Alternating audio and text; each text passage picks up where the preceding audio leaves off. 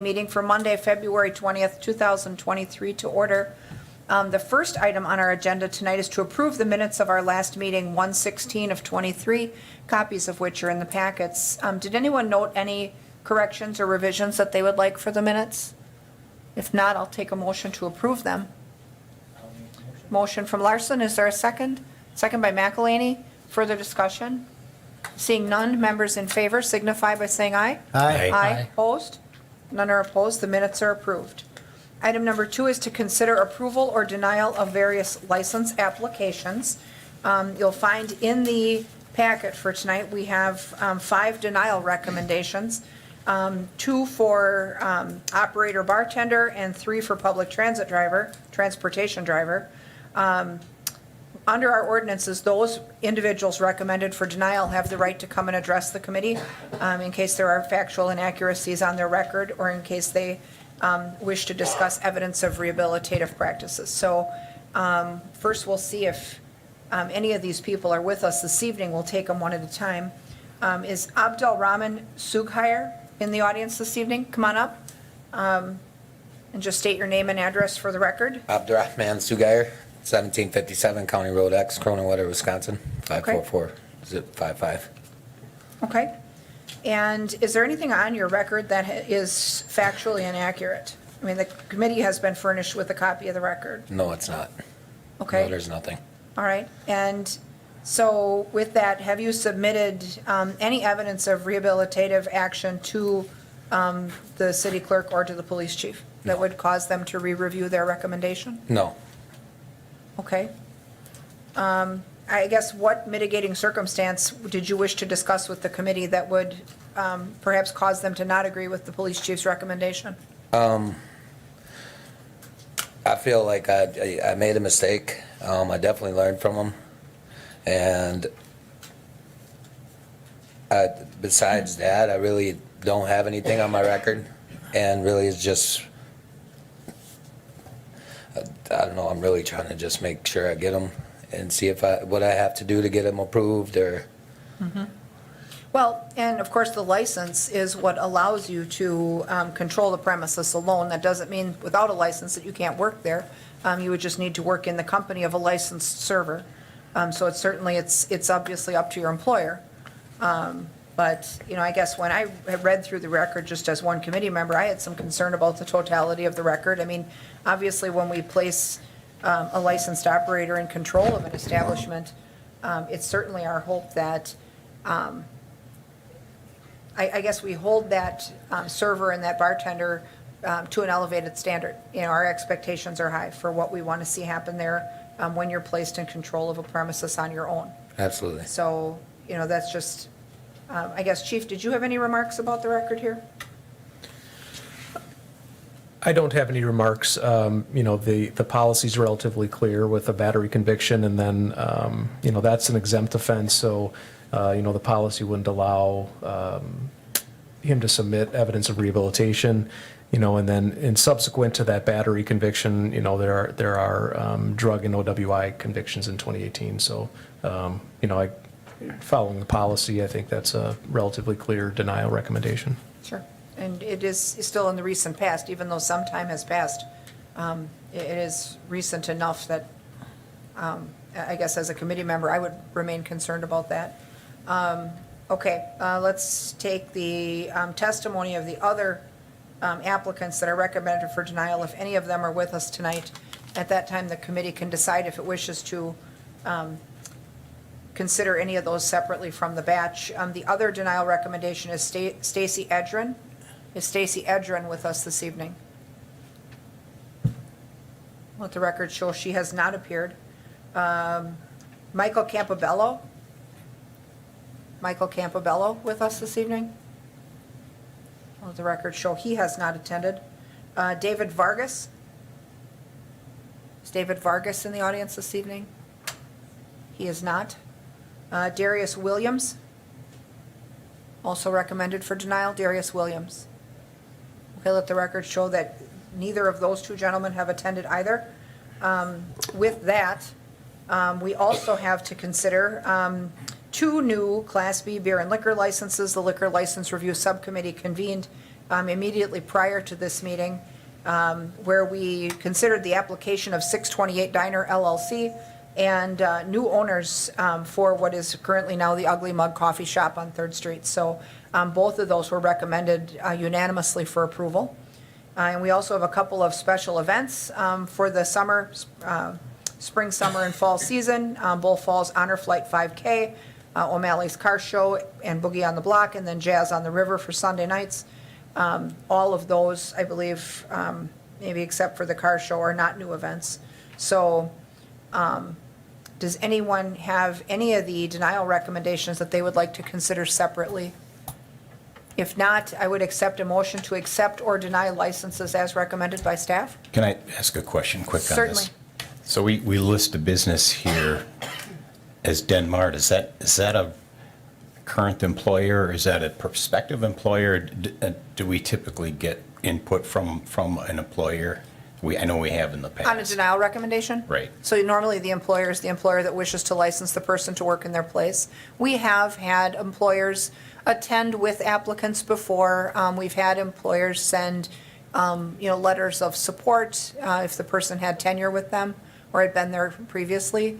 But then also, we considered, we were pretty clear in our recommendation criteria as far as what, like we learned in our training, there's some pretty clear communication as far as what should be considered as rehabilitative evidence and things. But in the past, we have had employers that have appeared with people. So, but in this case, on the application, that should be the place that wants to employ the applicant. So. So with that, I would take a motion to accept or deny licenses as recommended by staff if someone wishes to make one. Okay. I'll make the motion. We have a motion by Larson. Is there a second? Second from Henke. Further discussion? Seeing none, members in favor signify by saying aye. Aye. Opposed? None are opposed. That item carries. And so the applicants that were recommended for denial, all have been recommended for denial by this committee as well. Under our ordinances, those denied applicants have a right to attend the Common Council meeting, which would be the 14th of March, if they wish to further appeal. But beyond that, the recommendation from this committee would go forward to deny the 5 applicants who were recommended, absent alternate consideration. So that takes care of our licensing item. Item number 3 is discussion and possible action on resolution supporting reduction of greenhouse gas emissions and energy security. And you've got a sample resolution in your packets that the Sustainability Committee has been working on for a while, and Andy Lynch is with us tonight. Did you want to walk us through the process a little bit, Andy, and talk about how we got to this point? I know you guys have been working hard on this, so. Well, kind of the way we got to this point, might have to pull up Brad here. The Sustainability Committee has been working on this for a while. I would like to make one amendment to the staff memo, and it was a bit of a timing issue. I'd like to include that the strategic plan under Innovative Public Services Objective 4 is invest in solutions to ensure environmental sustainability for generations to come. And the performance measure of identify sustainability goals and develop a plan to achieve them. Those are relevant to this resolution. So Okay. just kind of a nice to do a plan like that and start be able to check those off. Sure. Right, so before you, in your packet, you have a resolution that the Sustainability Group has been working on for a while. And really what it's asking to do is that to set a long-term goal of 100% clean energy for municipal operations by 2050. That's a goal that's in line with Department of Energy and various other national and international groups. And then at the same time, direct and support staff in the committee to create the plan and determine the current city energy use and what part of that is greenhouse gas emissions, and then using that information be able to determine what steps we can take to start to lower that and move that. And in that process, be an example for other communities, for residents and businesses in the city on how to do that and be able to provide them with some type of support and, guidance. And kind of something that was really brought forward as important from the committee was that this would be done with a kind of a fiscal eye.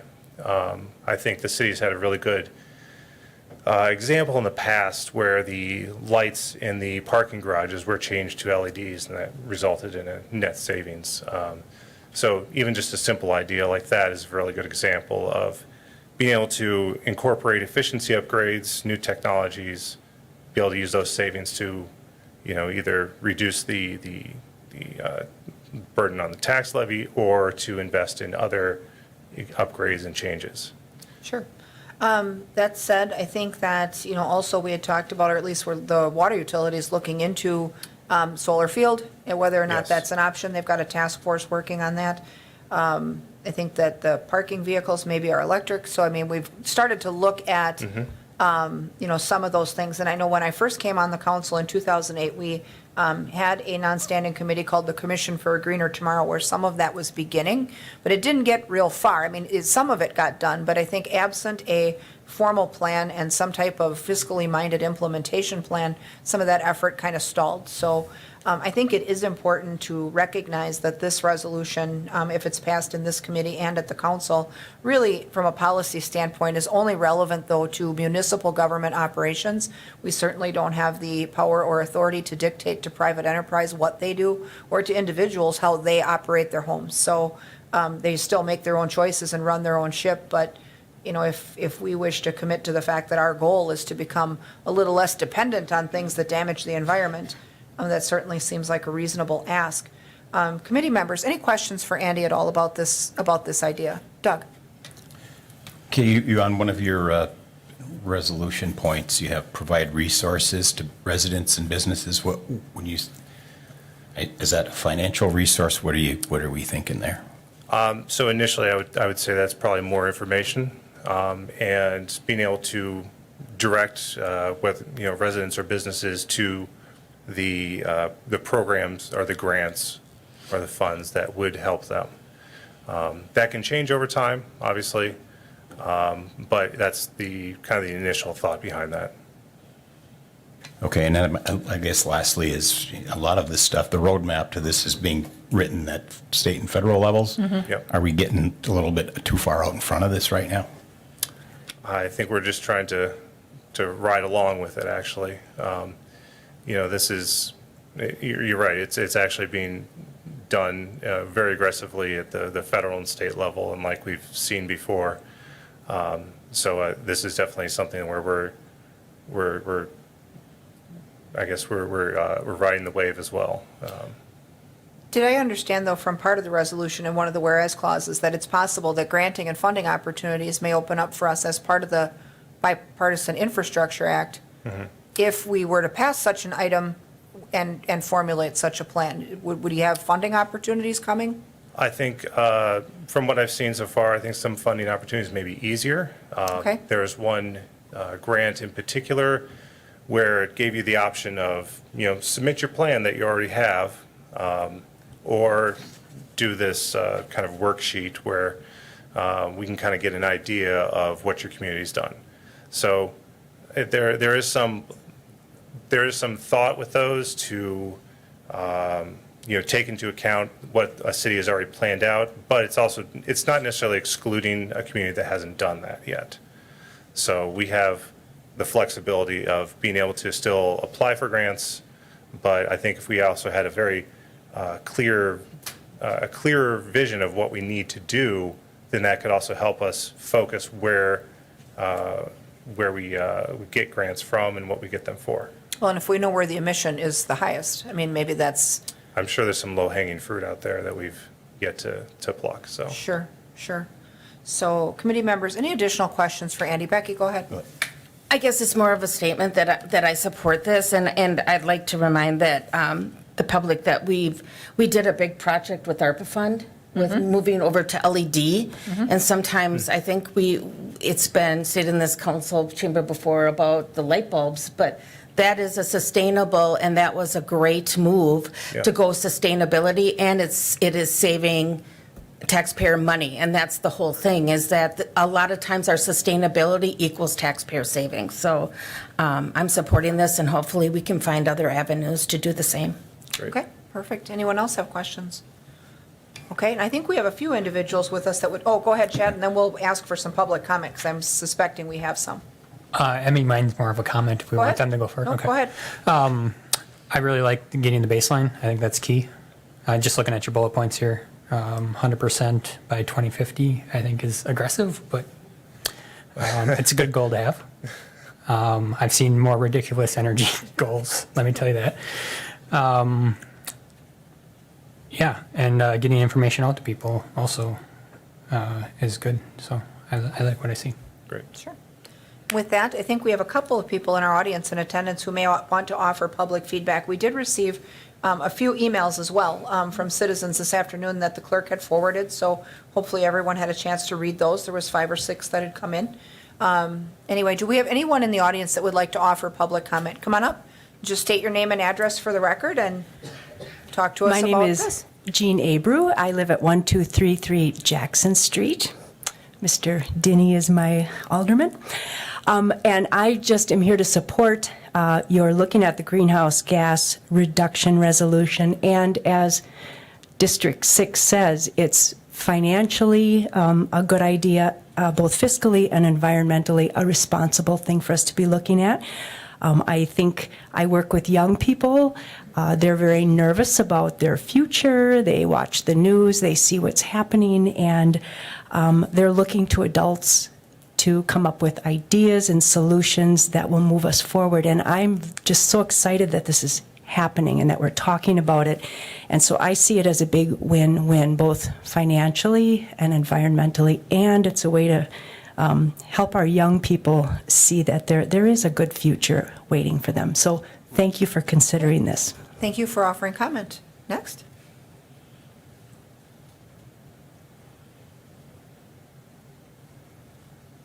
Thank you for offering this opportunity, and thank you to all of you for your service. As someone who's served before, I know you probably deserve more payment, and I also think you've spent a lot more hours on this than you probably cared to sometimes, so thank you. I'm really excited about this greenhouse gas reduction resolution. I first started kind of following what the Sustainability Committee was doing, I want to say almost a year ago, so it's amazing to see how much staff energy has gone into this, people from the public being a part of it, and then again, the people that are elected and the citizen members.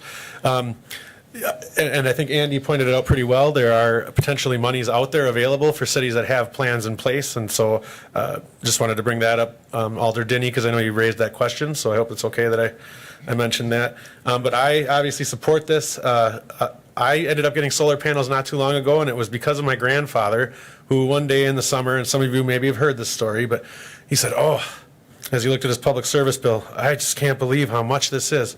And I said, "Well, how much is it?" And I had just paid about $230 for mine, and his was $25. And I was really upset, first of all, that he was rubbing that in. But then I started to wonder why the heck I wasn't doing that myself, right? And so obviously there's going to be some front-end costs if you do move this direction, but I think we all know in the long run it'll save us money. And so I hope that you will give this your thumbs up and pass it on to the Common Council.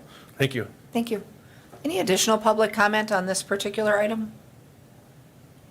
Okay, absent that, is there a motion from the committee to approve the resolution and move it forward? I'll make the motion that we Okay. approve the resolution and move it forward. Motion from Larson, is there a second?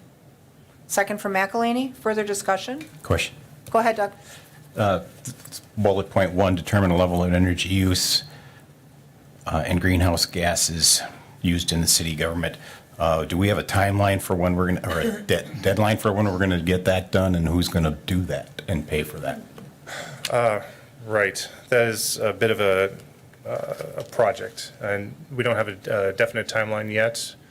Brett and I have kind of investigated this initially, and we do think there's some staff time that can be used to kind of start to gather that information, narrow it down. We also do have some, like 2 distinct opportunities. One is There's some, you may remember from the WLGCC, they're working on providing some software and other technical assistance that will kind of help us model this and kind of help us use the software to be able to track that. And then also, there's a grant from the Department of Energy. It's called the Energy Efficiency and Conservation Block Grant, which as a kind of time and staff saving measure, they're offering as a voucher that you can use for technical assistance from the EPA and the Department of Energy. So kind of pulling those things together, we're hoping to have a better idea of what exactly all those pieces are going to be by the summer. But in the meantime, we're also going to start to kind of pull in and see where what kind of information the city has as far as our energy use and whatnot. So. Okay, and I'll support this. I guess it'd be nice to know that it's not going to be a three years before we determine the baseline. If we could do this sooner than later. I would like to do it yesterday. Yeah, it seems like it would start at least with some measure of interdepartmental analysis in terms of usage, whether it begins with fuel and, when we start to look at maybe utility things. I think we're kind of planning to start with utility and working with WPS on that. So. Okay. Yeah, I think that there were some resources available when the solar project first debuted to figure out the current use versus what could be saved if that facility went in. And when we had some neighborhood meetings about the solar project, there was some mention of the fact that there's a way to pinpoint the difference with and without. So that may be a starting point. Great. Thank you. So, all right, thank you for that. Additional comments? If not, members in favor signify by saying aye. Aye. Opposed? None are opposed. That motion carries as well. Let's see. That brings us to item number 4, which is discussion and possible action on approving an update to the City of Wausau Americans with Disabilities Title II Policy Accommodation Request Form, Notice and Complaint Form. And so with the departure of Nate Miller, I believe Caitlin now is taking over the ADA requirement management in our area. And so that has required a review and some updates to some standard forms, which is what we have here. Does anyone have any questions about these particular items? And they were in the packet as well. If not, they're kind of a housekeeping item, actually, just to make sure we have stuff current. Is there a motion to approve the forms? Motion by Hinkie, second by Denny. Further discussion? Seeing none, members in favor signify by saying aye. Aye. Aye. Opposed? None are opposed. That item carries as well. Item number 5 is discussion and possible action regarding ordinance amending section 9.24.050, safety and peace nuisances. We'll switch over to that in the packet. Let me switch over. Well, the technology is on one device. Here we go.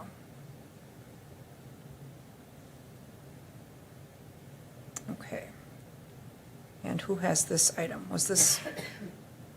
Did this item come to us from legal? I think we Yes. have it. Yep, we have a Well, memo in the packet from Tara on I'll that. start by saying I was asked to do some research concerning our noise ordinance, and we have 2 ordinances. One is the 9.04030, which is I call it a regular, loud, and unnecessary noise prohibited ordinance. If the police were called to a place because it was too noisy at a particular hour, this is usually the one that would be cited if there was a violation.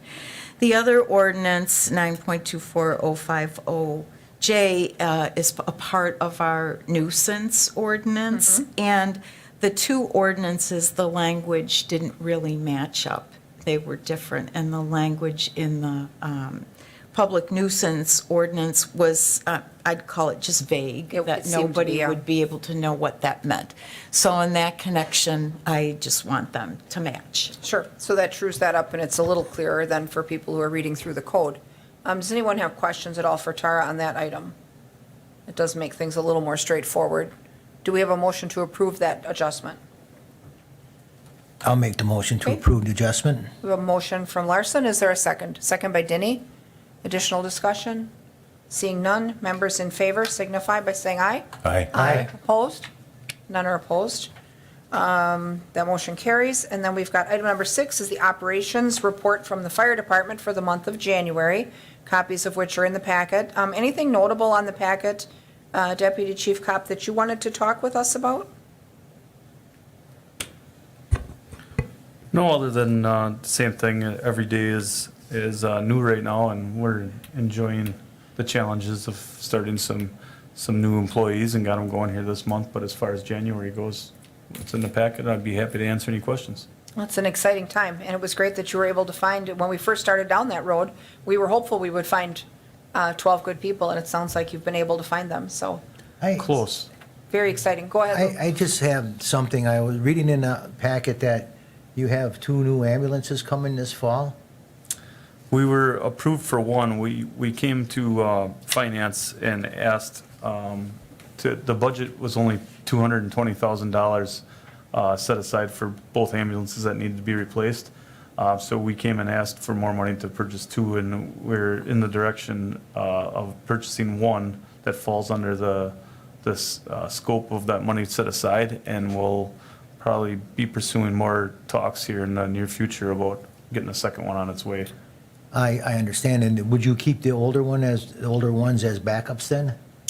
So we rotate them through. So the idea for 2023 was Med 4 and Med 5 to be taken out of the fleet, and then DPW sells them outright, and then Med 1 and Med 3 would move into those Med 4 and Med 5 spots. Okay. And then these would take their spot on the front line. All right, thank you. And where we left off in the Finance Committee is we wanted to see, they were nearing the end of the payment of expenses from the end of 2022, and once they knew where we were at with the surplus, if there is one, then we want to right away bring back the ambulance we weren't able to fund right away and see if we could maybe use some surplus to get to that. So we're looking for that for an upcoming finance meeting, hopefully once the finance department has a little clearer picture of what that surplus is. So anybody have questions for anything you see on the fire report that you'd like to ask Deputy Chief Kopp about? Okay, if not, we'll place his report on file. Item number 7 is the tavern activities report for the month of January, which you have in your packets. Anything that you have questions for the chief about that you've seen happening at any of our local establishments? I mean, we've got a decent write-up here for things that have been going on. It looks like a number of reports have been made by owners and managers, which is what we want to see happening. Anything notable on the report that you wanted to talk with us about, Chief? No, there's nothing notable on the report. I would just preempt the next item and say that we don't have that item in the packet, but Tracy's here to provide an oral update if you need that. Okay. And if no one has questions on the tavern report, we'll place it on file as well. And then we'll move to item number 8, which is the community outreach update, which we have as a standing item every month, where we invite our community outreach person to come in, Tracy, and talk with us about her work and how things are going. So welcome. Thank you. So for the month of January, we are showing about 194 unhoused individuals. And that data is, of course, from Catholic Charities, the Salvation Army, Bridge Street Mission, the jail system, outdoors, people living outdoors still. And the women's community does also provide us some data surrounding that number. Of the 194, we had about 82% of those individuals seek shelter the month of January, and about 18% of those remained outside. Keeping in mind that the capacity of both shelters combined, that's the Salvation Army and Catholic Charities, is 53, about 94% of the month was at capacity. So in January, I think it was the 11th, the Salvation Army was at capacity only one night. Catholic Charities was at capacity almost 22 nights for the month of January. So I found that to be interesting because our numbers from December did not reflect that high of a percentage. So that being said, Catholic Charities was at about 102% capacity for the month of January. Some of the data that we were able to collect from the Salvation Army and from Catholic Charities is, the number of people that they had to turn away as a result of either ineligibility of program or capacity. And Catholic Charities turned a total of 30 people away from shelter for the entire month of January, and Salvation Army turned away 23. So I find those numbers to be a little bit high, but I'm not at all surprised either, because our capacity was there this month. Speaking about capacity, I just want to reiterate that, during January, we did have about a week that was really, really cold. And so I want to give props to all the people that came together and collaborated on the effort to make sure that our unhoused population was being served and there was zero gaps in service during those cold days. Catholic Charities increased their capacity to 35, and the Salvation Army increased their capacity to 33. To note, on any one of those given evenings, though, shelter was not at capacity, so none of those shelters had to open up those extra beds. But I do think it's important to note that they made an effort to do so to make sure that we had covered that. Open Door also extended their hours during that time frame to make sure that there was no times that there was a gap in service either, even throughout the lunch hour where they would normally go to the Salvation Army or the Bridge Street Mission for lunch. So I just want to point that out. In terms of my activity, in terms of street outreach, I did assist in housing one individual for the month of January and rehousing two. So when we talk about the importance of needing more case management, this rehousing piece really kind of encompasses that need.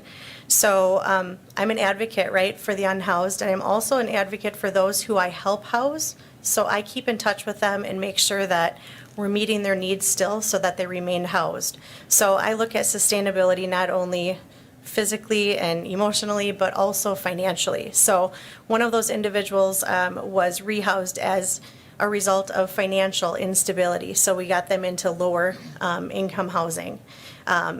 If that wouldn't have happened, the result could have been that they would have been back out on the streets. So, and the other individual, with the help of their landlord, who's with us tonight, we were able to get her out of her lease early as she was having some issues with mental health and medical issues, and we were able to get her out of her lease early and into a better environment, which was also more cost effective for her. So to date, we have housed 17 individuals off the streets since I started in September, with 100% of them still housed today. Yeah. So that's a result, though, I have to say it's a result of collaboration, right? So I'm collaborating every day with the Open Door, the Housing Task Force, the Outreach Task Force, excuse me, Catholic Charities, North Central CAP. I mean, all of the agencies in town, and really working hard with landlords to really give these individuals a chance. My success story for this month, we've talked before about people coming from out of state to Wausau, and my story this month is really surrounding that. There was a gentleman, he's 62, he lives in Utah, and like some of the other people that I have helped house, they're vulnerable to catfishing or being vulnerable online to those who are seeking attention or wanting to find relationships online. So this individual believed that there was a girl in Wausau waiting for him, so purchased a plane ticket, flew from Utah to Mosinee to find that she was not there waiting for him. He spent 3 days homeless in the airport in Mosinee, waiting for her to show up before airport staff finally was able to contact a cab company and send him to Stevens Point, where he stayed at the Salvation Army for a little bit. During his stay at the Salvation Army, this woman was also able to reach out to him again and continue to catfish him to the point where she had him convinced that there was yet another plane ticket waiting for him at the Mosinee airport.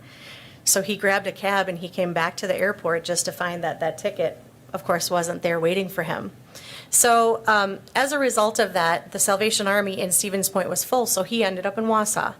And so I met with him early January and was able to get him successfully housed. And I asked him, do you want to go back to Utah? You know, you have a daughter, you have a son. And his response was, everybody here in Wausau has been so kind to me and so helpful to me that I'm finding that Wausau is my home.